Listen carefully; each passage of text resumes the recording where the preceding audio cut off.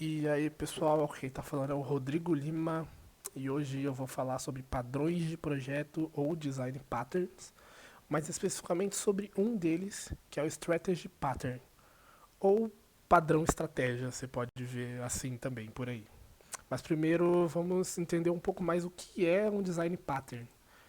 Um design pattern é uma maneira de resolver problemas recorrentes em código que você vê no dia a dia, até mesmo em projetos diferentes, você acaba percebendo que esses padrões vão se repetindo, são coisas comuns no mundo de desenvolvimento de software.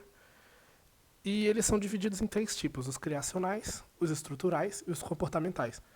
Os criacionais sendo aqueles que servem para montar algum objeto ou alguma coisa nesse sentido. Os estruturais, que mexem na estrutura conforme o projeto vai ser separado, sabe? Ou até mesmo no fluxo dele. E os comportamentais, que mexem com o comportamento, obviamente. O strategy, que é o que a gente vai falar agora, ele é um comportamental. A gente tem 23 padrões de projetos principais, mas existem muitos outros que acabam sendo ramificações desses 23. Esses 23 são apenas os principais. Então vamos lá porque a gente vai falar, que é o padrão strategy. E como que ele funciona primeiramente? Ele funciona, você pega uma classe que faz algo específico e divide em diversas maneiras diferentes de fazer esse algo específico e extrai para outras classes. É um pouco complicado de explicar falando, né? Mas a gente tem um diagrama aqui que pode mostrar melhor pra gente. A gente tem um client, que pode ser qualquer coisa, que chama um contexto. Esse contexto tendo a estratégia, tendo a generalização dessa estratégia, que aqui está sendo demonstrado como uma interface, por exemplo. Aí ele tem um método para você setar essa estratégia, para você definir qual estratégia você vai usar. E dentro da interface você tem um método que é para ser sobrescrito pelas estratégias que implementam essa interface. E qual seria a vantagem disso? Então, o que acontece é que fazendo isso você pode isolar os detalhes de implementação de um algoritmo e assim deixando a organização do seu código melhor, deixando ele mais manutenível e também de mais fácil leitura, né? Além de que ele também segue os princípios de aberto e fechado do Solid. Se você não conhece sobre o Solid, eu recomendo você dar uma olhada nele, que é bem importante saber disso. E você também consegue introduzir novas estratégias sem mudar o contexto da sua aplicação.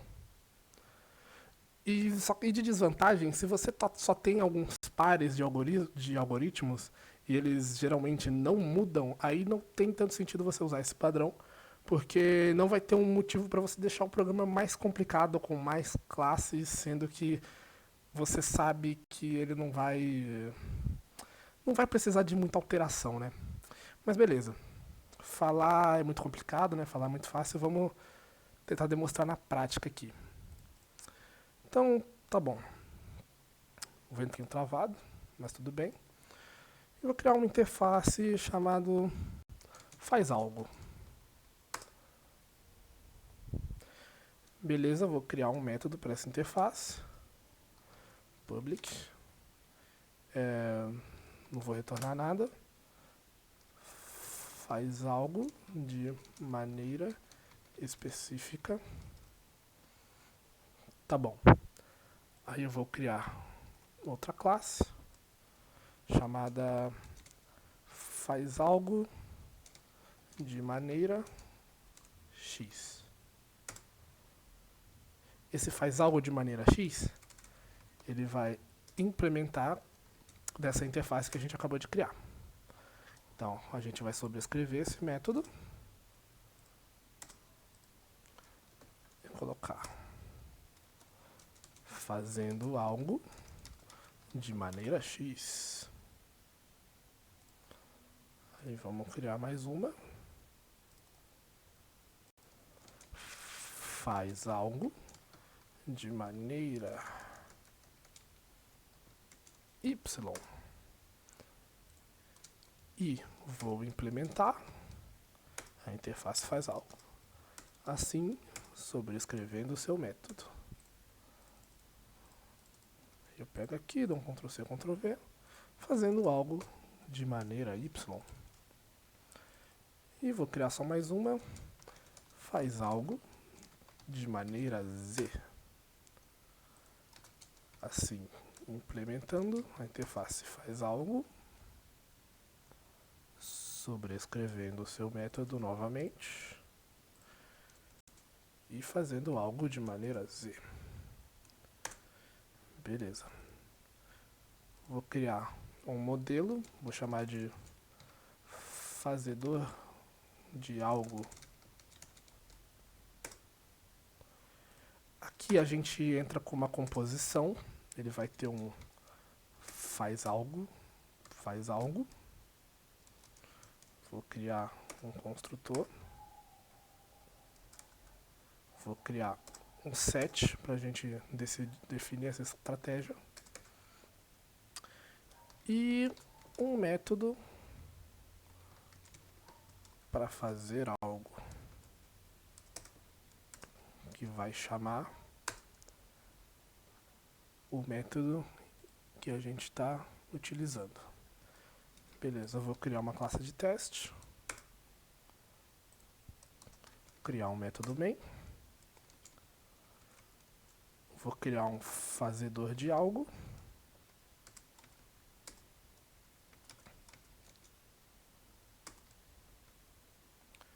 Peraí, vou deixar o construtor sem parâmetros para ficar mais fácil da gente entender.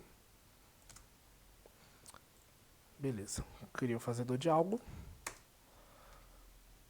Vou definir de que maneira ele vai fazer. Eu quero que ele faça algo de maneira X.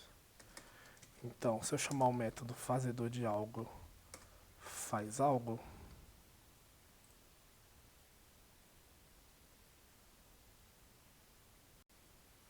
não, como que é mesmo? É fazer algo. Fazer algo, vamos ver a saída que ele dá pra gente.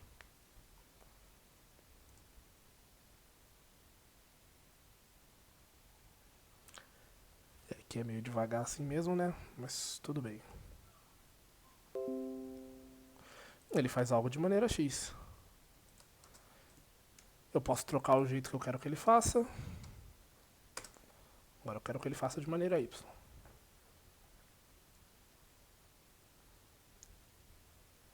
Aí ele faz algo de maneira Y. E se eu colocar de maneira Z, consequentemente, aí ele faz algo de maneira Z. Então, basicamente é isso. É assim que a Strategy Pattern funciona. A gente tem várias maneiras da gente fazer isso. A gente pode misturar com outras design patterns também, se a gente quiser atingir outros objetivos. E eu tenho aqui também, no slide, eu deixei algumas bibliografias, se vocês quiserem ver, para saber mais sobre o assunto. Esse aqui é um artigo muito bom que fala mais especificamente das design patterns, como elas funcionam, as mais usadas. E embaixo a gente tem um site bem legal que se chama Refactoring Guru, que ele tem informação de várias design patterns, ele ensina bastante coisa. Eu vou até abrir aqui para vocês verem, fazer uma propaganda. Refactoring Guru.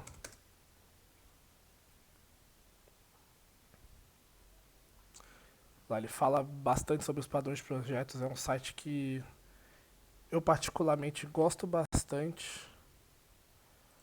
Sempre que eu preciso consultar, eu dou uma olhada nele. Olha, tem sobre o Factory, que é um daqueles métodos criacionais que a gente falou no começo. Adapt, Breed, Chain of Responsibility. Então, ele é muito bom para se consultar, para se aprender sobre o Observer, para poder escutar eventos. Cadê o Strategy? Ele fala sobre Strategy também. Uma boa analogia que a gente pode fazer com Strategy é, por exemplo, tacos de golfe. Tacos de golfe são iguais, servem para jogar golfe. Só que tem tacos que são específicos para bolas que você quer lançar para longe, bolas que estão perto do buraco. Nesse sentido, ele dá exemplos legais, dá soluções, analogia com o mundo real. E é isso aí, pessoal. Muito obrigado por assistir e até a próxima.